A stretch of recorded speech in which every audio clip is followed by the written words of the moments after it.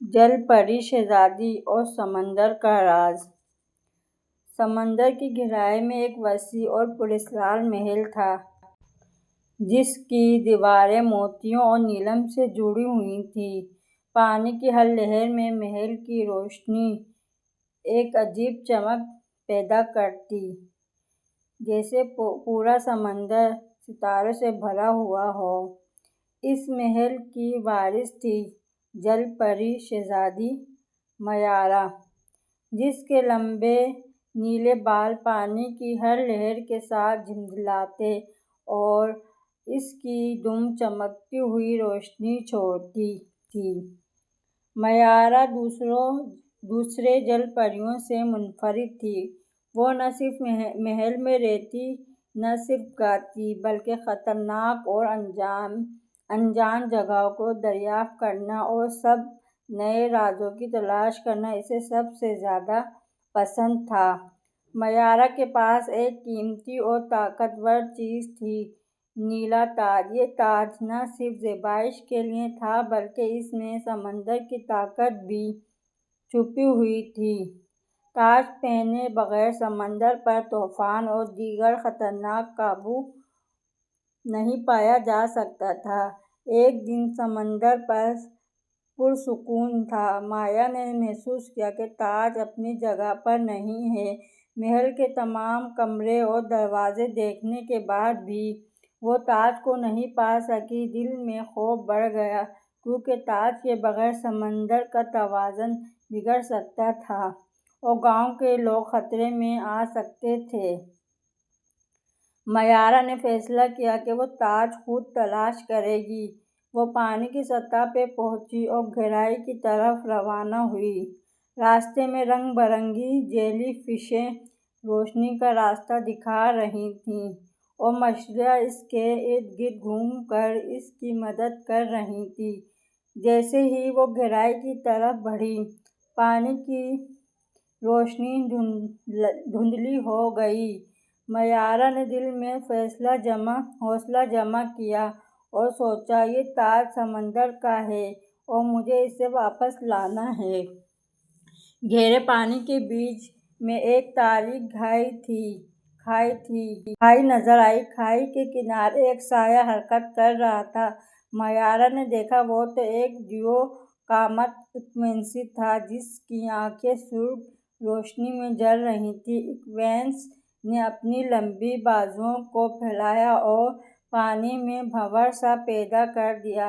میارا نے اپنی دم زور سے حرکت دی اور ایکوینوس کے پیچھے گئی۔ پانی کا دباؤ بڑھنے لگا، مگر میارا ڈری نہیں۔ وہ جانتی تھی، تاج کو واپس لانا اس کی ذمہ داری ہے۔ ایک لمحے کے لیے سب کچھ ساکت ہوا۔ ایکوینوس کی آنکھیں اس کے ساتھ تھیں اور میارا نے آخری طاقت جمع کر کے تاج کو پکڑ لیا۔ جیسے ہی تاج اس کے ہاتھ میں آیا، روشنی پورے گہرے پانی میں پھیل گئی اور ایکوینوس پیچھے بت گیا۔ میارا نے تاج پہنا اور اس کا دباؤ کم ہو گیا۔ سمندر کی لہریں پرسکون ہو گئیں اور مچھلیاں پھر سے آرام سے تیرنے لگیں۔ میارا واپس محل لوٹی۔ بادشاہ نے خوشی سے کہا، تم نے نہ صرف تاج واپس لایا بلکہ سمندر کا توازن بھی برقرار رکھا۔ تم واقعی بہادر ہو۔ میارا تاج کے ساتھ واپس محل لوٹی، مگر جانتی تھی کہ یہ محض آغاز ہے۔ سمندر کی گہرائی میں ایک پراسرار سرنگ چھپی ہوئی تھی، جس میں جو بھی داخل ہوتا اسے اپنی حقیقتیں دیکھنی پڑتی تھیں۔ میارا نے فیصلہ کیا، وہ سرنگ کی تحقیق کرے گی۔ پانی کی سطح پر چمکتے چاند نے راستہ دکھایا۔ جیسے ہی وہ سرنگ کے قریب پہنچی، پاس میں ایک ہلکی سی سنہری روشنی پھیلنے لگی اور بھنور سایہ بن گیا۔ سرنگ میں داخل ہوتے ہی میارا نے محسوس کیا کہ یہ صرف ایک معمولی سرنگ نہیں بلکہ ایک جادوئی دنیا کی دہلیز ہے۔ پانی کے اندر روشنی کے رنگ بدل رہے تھے، کبھی سبز، کبھی نیلا، کبھی سنہرا۔ اس کی دم کی حرکت سے چھوٹے چھوٹے موتی بکھرنے لگے۔ اچانک سرنگ کے بیچ میں ایک شفاف غار نظر آیا جس میں ایک چھوٹا سا خزانہ تھا۔ خزانے میں کچھ خاص نہیں تھا مگر پانی میں ہلکی روشنی کا دھواں موجود تھا جو جادوئی توانائی کا احساس دلا رہا تھا۔ میارا نے غار کے اندر قدم رکھا۔ ایک بڑے کیکڑے نما مخلوق نے اس کا راستہ روک دیا۔ اس کی پنکھڑیوں کی حرکت سے پانی میں چھوٹے چھوٹے جھاگ بن گئے۔ میارا نے ڈرنے کے بجائے اپنی دم زور سے ہلائی اور کیکڑے کی حرکت کے ساتھ خود کو کنارے کی طرف دھکیل دیا۔ کیکڑا پیچھے ہٹ گیا مگر جو بھی یہاں آتا ہے اسے اپنی حقیقت کا سامنا کرنا پڑتا ہے۔ میارا نے محسوس کیا کہ یہ سرنگ کا محافظ ہے۔ میارا نے سرنگ کے اندر کئی خطرناک راستے عبور کیے، بھنور سے گزری اور مچھلیوں کی مدد سے اپنا سفر جاری رکھا۔ آخر میں وہ ایک چھوٹے تالاب تک پہنچی جس میں سمندر کے راز چھپے ہوئے تھے، پانی کے نقش، چھوٹے خزانے اور ایک پرانا شفاف صندوق۔ میارا نے صندوق کھولا اور ایک قدیم کتاب نکالی جس میں سمندر کے ہر راز اور مخلوق کے بارے میں تحریر تھی۔ کتاب اٹھانے کے فوراً بعد شدید بھنور پیدا ہوا۔ میارا نے تاج کی طاقت استعمال کی مگر یہ کافی نہیں تھا۔ اس نے اپنی دم زور سے ہلائی اور پانی کے دباؤ کو قابو میں لایا۔ آخر کار بھنور ختم ہو گیا اور پانی پرسکون ہو گیا۔ میارا واپس محل پہنچی۔ تاج کی روشنی پورے محل اور سمندر میں پھیل گئی۔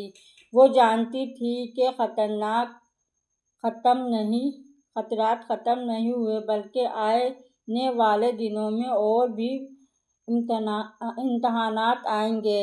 میارا کے دوست، رنگ برنگی مچھلیاں، ڈولفن اور چھوٹے آکٹوپس سب اس کے پاس آئے اور خوشی سے تیرنے لگے۔ رات کے وقت ایک ہلکی نیلی روشنی نمودار ہوئی جو ایک قدیم اور جادوئی مخلوق تھی۔ میارا نے تاج کی روشنی بڑھائی اور تیار ہو گئی۔ یہ مخلوق اسے سمندر کی سب سے گہری تہہ کی طرف لے گئی جہاں پانی اتنا گہرا تھا کہ سورج کی روشنی بھی نہیں پہنچتی تھی۔